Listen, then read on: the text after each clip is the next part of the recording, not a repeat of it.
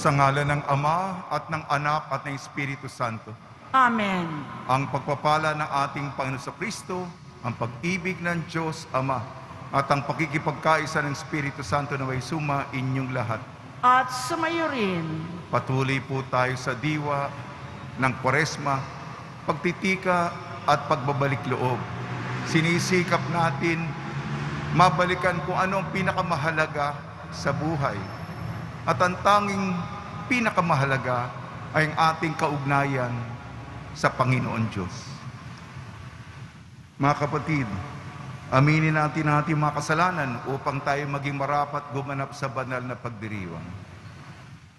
Inaamin ko Sa makapangyarihang Diyos at sa inyo mga kapatid, na lubha akong nagkasala sa isip, sa salita at sa gawa, at sa aking pagkukulang, kaya isinasamo ko sa mahal na Birheng Maria, sa lahat ng mga anghel at mga banal, at sa inyo mga kapatid, na ako'y ipanalangin sa Panginoong ating Diyos. kaawaan tayo ng makapangyarihang Diyos, patawarin tayo sa ating makasalanan, at patnubayan tayo sa buhay na walang hanggan.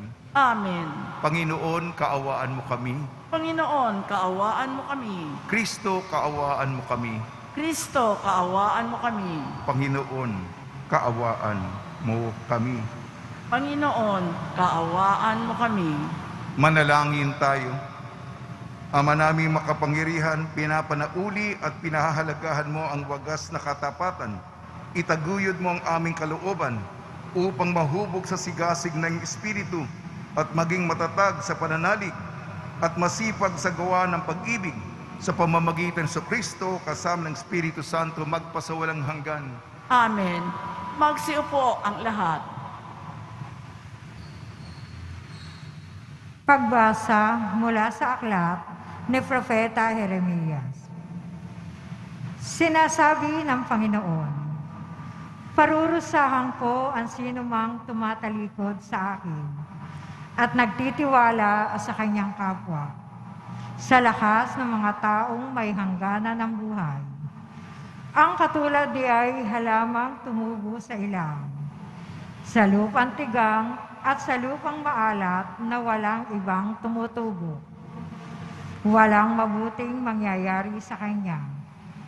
Ngunit maligaya ang taong nananalig sa Panginoon. Pagpapalain ang umaasa sa Kanya. Ang katulad niya ay halamang nakatanim sa tabi ng batisan. Ang mga ugat ay patungo sa tubig. Hindi ito manganganib kahit dumating ang tag-init, sapagkat mamamalaging luntian ang mga dahon nito. Kahit di umulan ay wala itong alalahanin. Patuloy pa rin itong mamumunga. Sino ang makauunawa sa puso ng tao? Ito'y mandaraya at walang katulad. Wala ng lunas ang kanyang kabulukan. Akong Panginoon ang siyang sumisiyasat sa isip at sumusubok sa puso ng mga tao.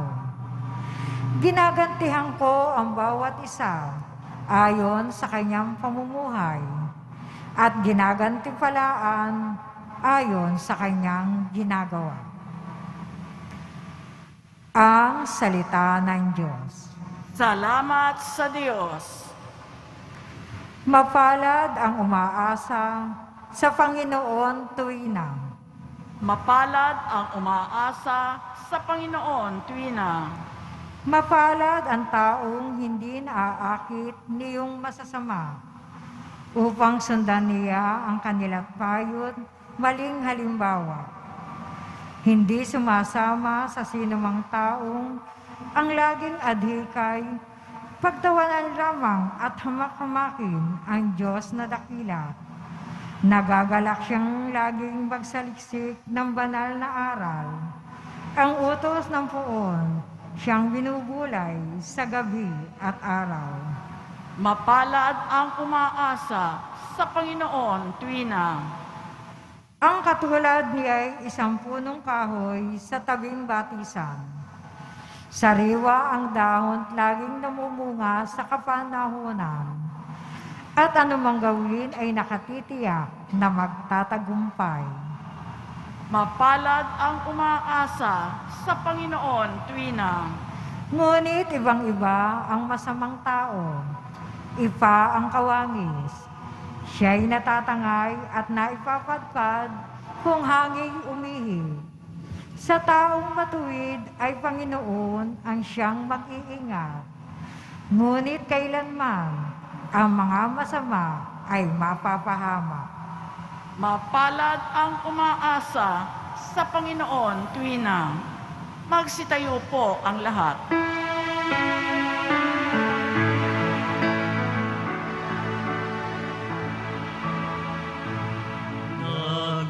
Nagpupuri kami sa'yo, Panginoon Jesucristo.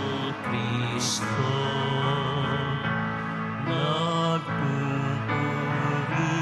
kami sa'yo, Panginoon Jesucristo.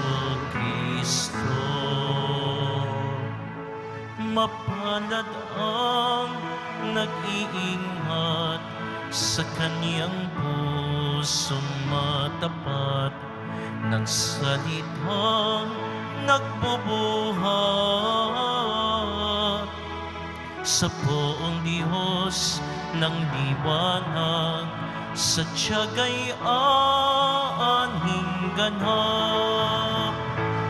Nagpupuri kami sa'yo, Panginoon Jesucristo.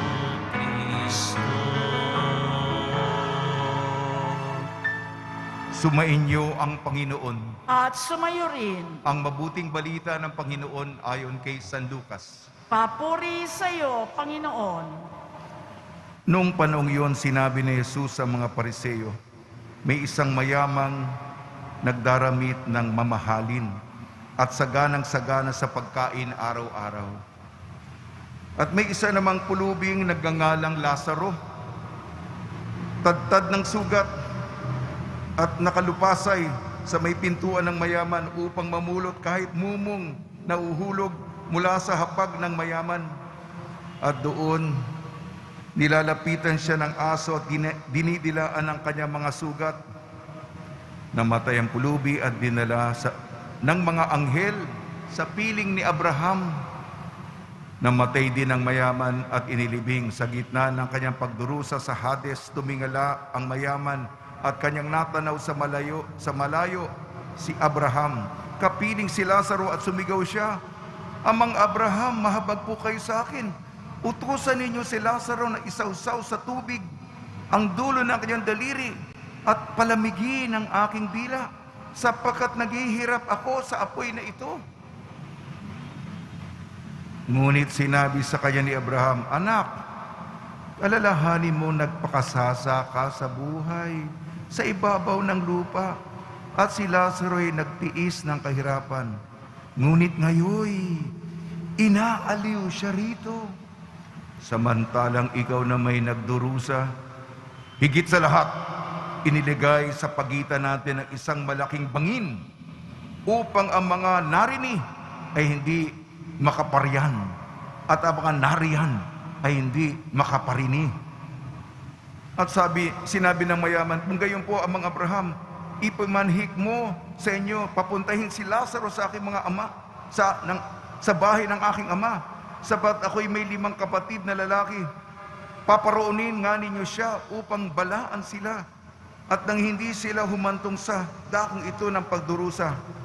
Ngunit sinabi sa kanya ni Abraham, nasa kanila ang mga sinulat ni Moises at ang mga propeta. Pakinggan nila ang mga iyon. Hindi po sapat ang mga iyon, tugon niya. Ngunit kung may pumunta sa kanila ang isang patay na muling nabuhay, tatalikdan nila ang kanilang mga kasalanan.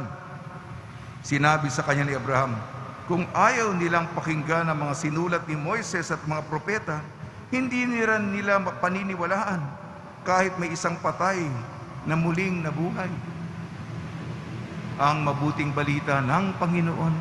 Pinupuri ka namin, Panginoong Hesukristo. Magsiupo muna po ang lahat. Binabati po namin kayo sa pagpapala, pagbibindisyon, pagbibiyaya, pagkakaloob ng napakaraming grasya mula sa ating napakabait na Nuestro Padre Jesus Nazareno. Ang ating pagbasa po, ang ultimo nating destinasyon. Hades ba? O sa piling ni Abraham? Sa ating unang pagbasa, Jeremias. Kung nagtitiwala ka sa tao, kung nagtitiwala ka sa sarili mong kakayahan, anong description ni Jeremias dito? Para kang lupang tigang, para kang lupang tuyot, parang lupang uhaw, isang disyerto, walang mabubuhay sa disyerto. Init at kamatayan.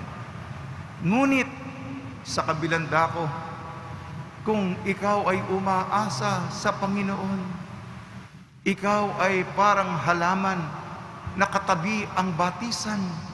Ang iyong mga dahon ay lumalago, tumutubo, umuunlad, lumalaki, berdeng-berde, luntian, at may bunga ka. Ang punong kahoy mo, ang mga prutas mo ay matatamis, delisyoso, masasarap, sapagkat katabi mo ay batisan. Paalala, ito rin ang description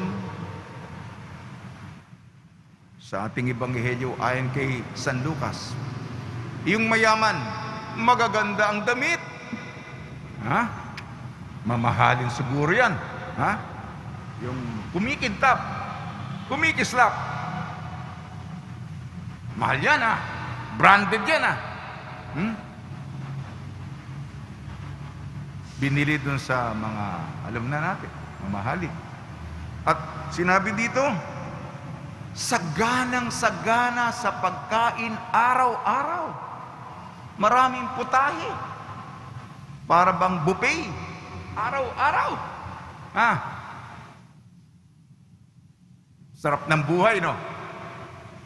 Yung pulubing si si Lazaro, maraming mga sugat. Naghihintay na lang niyang may mahulog na mumo sa hapag ng mayaman. Kung may mumo, alam niyo ba yun? Diyos ko. Sana may mahulog. Kinakain yata ng mayaman. Busog na busog, bondat na bondat. At yung aso din, yung aso ni Lazaro. Di ba yung aso, naghihintay ng buto na may mahulog? Wala rin. Dinidilaan na lang niya yung sugat ni Lazaro. Yan ang sa lupang ibabaw. Ay, ano yung sa kabila? Sinundo ng mga anghel. At nasa tabi ni amang si Abraham. Okay, Habang yung mayaman, napakainit dito. Mahilig mag-utos. Ay. Pakiutusan mo nga itong mayaman ito talagang kahit na dahil sa Hades, nag-uutos pa. Pakiutusan nga si Lazaro na palamigin kasi napakainit dito. Di ba may expression? Pinapaypayan yung sarili. Alam na po natin yung aral, mga kapatid. Kung nagpakasarap na tayo dito, nag-enjoy na tayo dito, ay baka hindi sa kabila. Ang halimbawa ni Jesus, ang kanyang pagpapakasakit, kamatayan at muling pagkabuhay maging atin.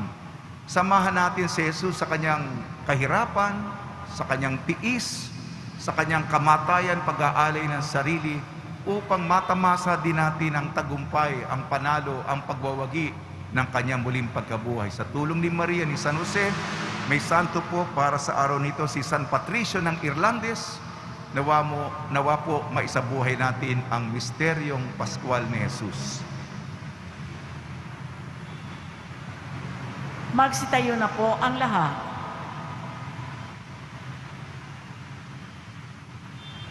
Minamahal ko mga kapatid, habang inaalala natin ang mga pangangailangan ng mga dukha, lumapit tayo sa ating Diyos na nagbabahagi ng kanyang kayamanan sa pagsusugo ng kanyang anak sa mundo. Tugon po natin, Ama ng mga dukha, pagpalain mo kami.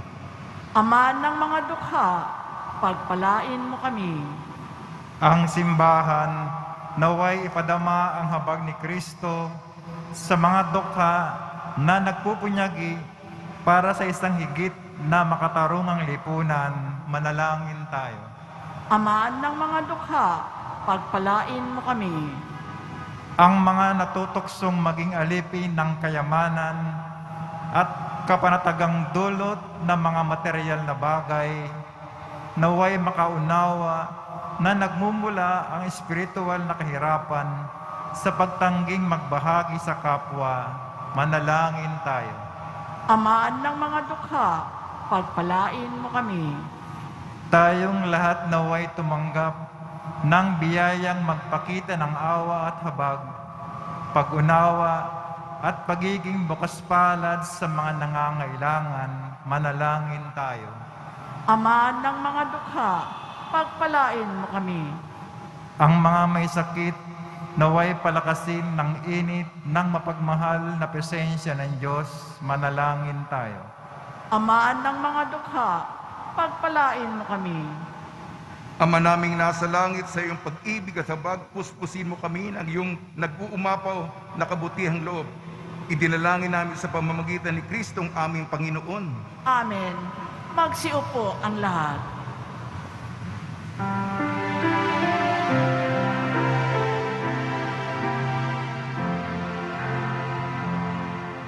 Sa'yo, Ama, aming handog, ang tinapay at alak na ito, handog ng iyong bayang sumasamo, humihingi ng patawad mo.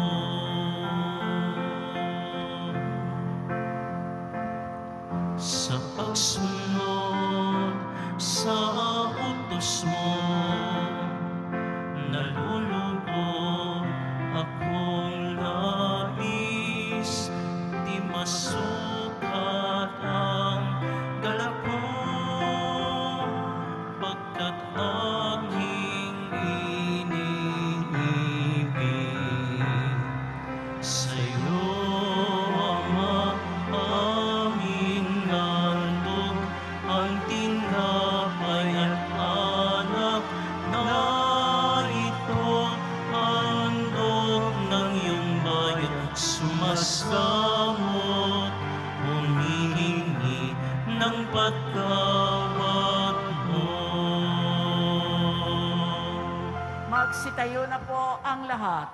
Manalangin kayo mga kapatid upang ang ating paghahain ay kalugdan ng Diyos amang makapangyarihan. Tanggapin nawa ng Panginoon itong paghahain sa iyong mga kamay sa kapurihan niya at karangalan sa ating kapakinabangan at sa buong sambayanan niyang banal. Ama namin lumikha, pabanalin mo sa paghahain ngayon ang aming 40 araw na paghahanda para sa pagkabuhay, upang ang ginaganap namin ay maisaloob ng lubusan sa pamamagitan ng Kristo kasama ng Espiritu Santo magpasawalang hanggan. Amen. Sumainyo ang Panginoon. At sumayo rin, Itaas sa Diyos ang iyong puso at diwa. itinaas na namin sa Panginoon. Pasalamatan natin ang Panginoong ating Diyos. Marapat na siya ay pasalamatan. Ama namin makapangyarihan, tunay nga marapat na ikaw ay aming pasalamatan sa pamamagitan ng Kristo na aming Panginoon. Minarapat mong ang pagtitiis para sa naghihirap ay maging tagapagpahiwatig ng pasasalamat na aming inihahain ngayon sa iyong hapag. Ang iyong anak na ay ulirang tagabigay ng pagsasaluhan sa mga nagugutom at mga nauuhaw. Sa pagsunod namin sa giliw mong anak, ang pagkamawain mo'y aming ginaganap upang ang pag-iimbot ay mapawing lahat sa aming pag-uugali at gawaing binabalak. Kaya kaisa ng mga anghel na nagsisiawit ng papuri sa iyo, nang walang humpay sa kalangitan kami nagbubunyi sa iyong kadakilaan. Santo, Santo, Santo, Panginoong Diyos ng mga hukbo, napupuno ang langit at lupa ng kadakilaan mo. Hosana sa kaitaasan, pinagpala ang naparirito sa ngalan ng Panginoon. Hosana sa kaitaasan, magsiluhod po ang lahat. Ama namin banal, ikaw ang bukal ng tanang kabanalan. Kaya sa pamamagitan ng Espiritu, gawin mong banal ang mga kaloob na ito upang para sa amin maging katawan at dugo ng aming Panginoong Jesucristo. Bago niyang pinagtiisang kusang loob na maging handog, hinawakan niya ang tinapay. Pinasalamatan kanya. Pinaghati-hati niya yun. Iniabot sa kanya malagad at sinabi, tanggapin ninyong lahat ito at kanin, itong aking katawan, nihahandog para sa inyo.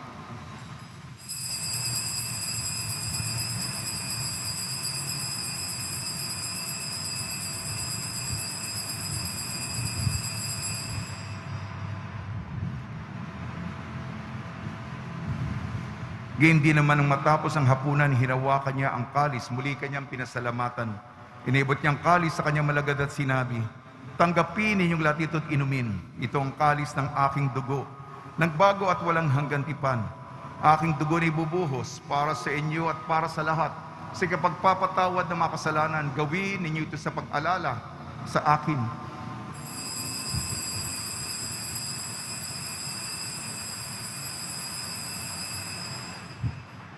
Magsitayo na po ang lahat. Ipagbunyi natin ang misteryo ng pananampalataya. Si Kristo'y namatay, si Kristo'y nabuhay, si Kristo'y babalik sa wakas ng panahon. Ama, ginagawa namin ngayon ang pag-alala sa pagkamatay at muling pagkabuhay ng iyong anak. Kaya tiniali namin sa iyong tinapay na nagbibigay buhay at ang kalis na nagkakaloob ng kaligtasan. Kami nagpapasalamat dahil kami minarapat na tumayo sa harap mo para maglingkod sa iyo. Isinasamo namin kami magsasalo-salo sa katawan at dugo ni Kristo ay mabuklod sa pagkakaisa sa pamamagitan ng Espiritu Santo. Ama, lingapi may simbahang laganap sa buong daigdig. Puspusin mo kami sa pag-ibig kaysa ni Francisco na aming Papa at ni Jose na aming Obispo at ng Tanang Kaparian. Alalahanin mo rin ang mga kapatid namin na himlay na may pag-asang sila'y muling mabubuhay, gayon din ang lahat mga pumanaw. Kaawaan mo sila at patuloyin sa iyong kaliwanagan. Kaawaan mo at pagidapatin kaming lahat na makasalo sa iyong buhay na walang wakas, kaysa ng mahal na Birhing Maria na Ina ng Diyos, Nuestra Señora de la Buena Hora, ng kabiyak na puso niyang si San Jose, kaysa ng mga apostol, San Patricio ng Irlandes,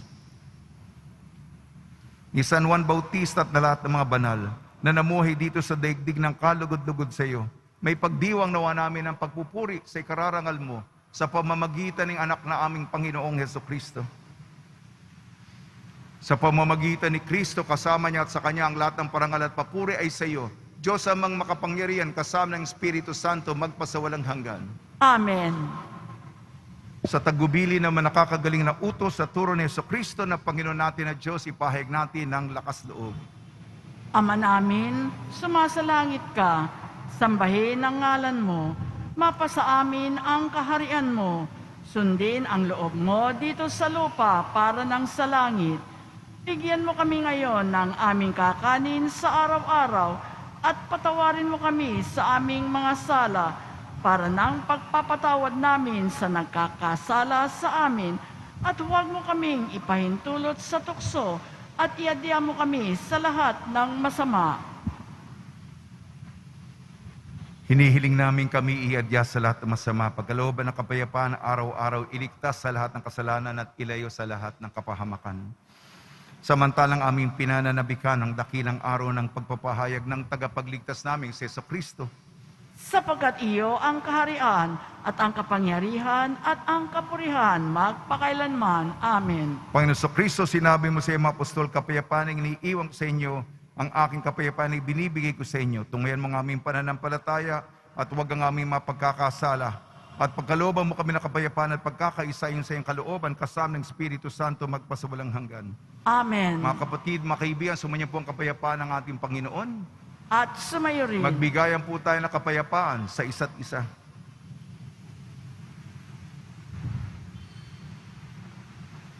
Kordero ng Diyos na nag-aalis ng mga kasalanan ng sanlibutan, maawa ka sa amin. Kordero ng Diyos na nag-aalis ng mga kasalanan ng sanlibutan, maawa ka sa amin. Kordero ng Diyos na nag-aalis ng mga kasalanan ng sanlibutan, ipagkaloob mo sa amin ang kapayapaan. Magsiluhod po ang lahat. Ito ang kordero ng Diyos. Ito nag-aalis ng kasalanan ng sanlibutan. Mapalad na inayayahan sa kanyang piging. Panginoon, hindi ako karapat-dapat na magpatuloy sa iyo, ngunit sa isang salita mo lamang ay gagaling na ako.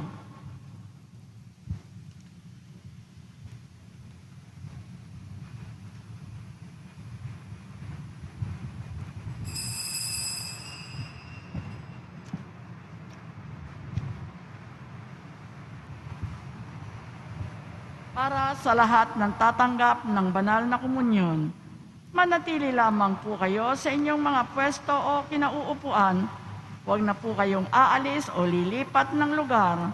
Ang pari at ang mga lay ministers po ang mag-aabot sa inyo ng komunyon upang maiwasan ang inyong pagdidikit-dikit. Sumunod po tayo. Maraming salamat po.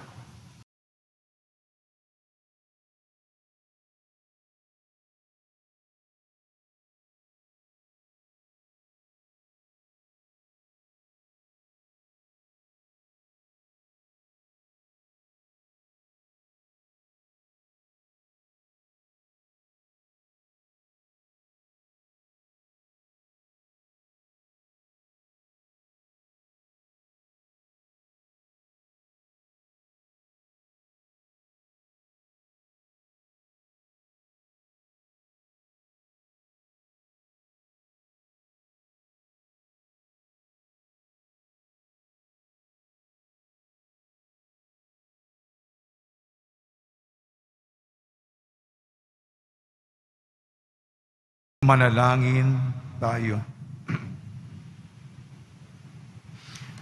Ama naming mapagmahal, ang pinapakinabang naming paghahain ay namamalagi nawa sa aming gawain at ang magpatibay sa aming ginaganap namin sa pamamagitan sa Kristo kasama ng Espiritu Santo magpasawalang hanggan. Amen.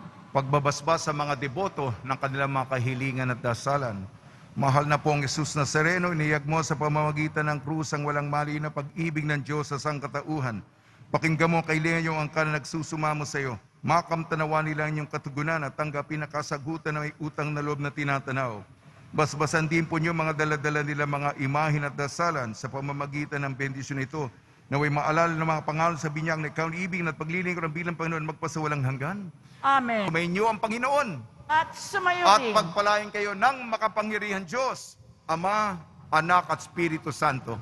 Amen. Paglayin po niyo sa inyong pag-alis ang kapayapaan ni Jesucristo. Salamat sa Diyos.